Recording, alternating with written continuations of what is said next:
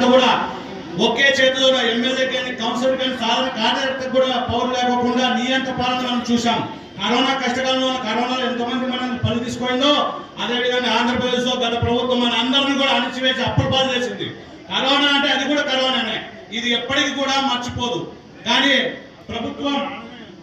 ప్రభుత్వం నరేంద్ర మోడీ గారు గతంలో ఏదైతే చెప్పాడో అప్పుడు చంద్రబాబు నాయుడు గారి వల్లే తెలుగుదేశం కూటమి ప్రభుత్వం వల్లే ఆంధ్రప్రదేశ్ అభివృద్ధి జరుగుతుంది. అన్ని కులాలు, అన్ని మతాలు, అన్ని వర్గాల వారికి అభివృద్ధి జరిగేది ఏదైనా ఉంది ఒక పార్టీ ఆంధ్రప్రదేశ్ లో అంటే అది తెలుగుదేశం పార్టీ ఒకటని విశ్వసించిన మహానేత నరేంద్ర మోడీ గారు.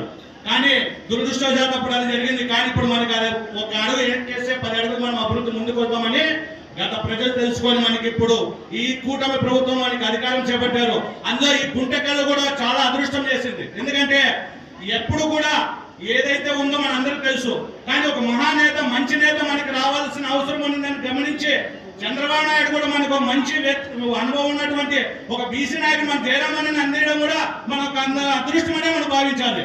ఎందుకంటే చూస్తున్నాం ఈరోజు అన్ని వర్గాలు, అన్ని కులాల వారికి చిన్న కార్యక్రమానికి కూడా ఈరోజు వచ్చి వాళ్ళ సోదరులందరూ కూడా ఈరోజు కార్యకర్త కష్టాన్ని గుర్తించి ఫలాలు, అభివృద్ధి ఫలాలు అన్ని అందిస్తా ఉన్నారు. ఈరోజు మహిళా శక్తి మన అందరికి తెలుసు.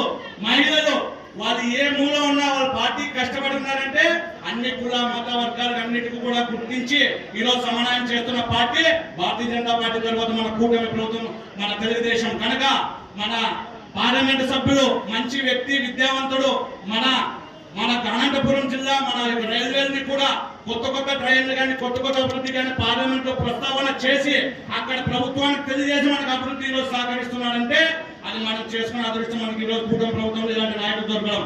కనుక సోదరులారా, ఈ యొక్క మార్కెట్ యార్డును అభివృద్ధి చేయడంలో మీ యొక్క కీలక పాత్ర అప్పగించిన బాధ్యతను మీపై నమ్మకం పెట్టిన ఏదైతే ఉందో దాని రైతుల కష్టాలను, నష్టాలను మీరందరూ కూడా గుర్తించి కేంద్ర రాష్ట్ర ప్రభుత్వం చంద్రబాబు నాయుడు గారి యొక్క సంకల్పం, పవన్ కళ్యాణ్ గారి యొక్క సంకల్పం, నరేంద్ర మోడీ గారు ఆశించిన రైతుల యొక్క అభివృద్ధి సంకల్పం ఏదైతే ఉందో మన అంబికా లక్ష్మీనారాయణ గారు, మన జయరామన్న గారు మీ పైన పెట్టుకున్న నమ్మకానికి 10 ఎక్కువ మీరు ఈ యొక్క మార్కెట్ యార్డ్ రైతులకు సేవ చేసి అభివృద్ధి చేస్తారని ఆశిస్తూ ఈ యొక్క అవకాశం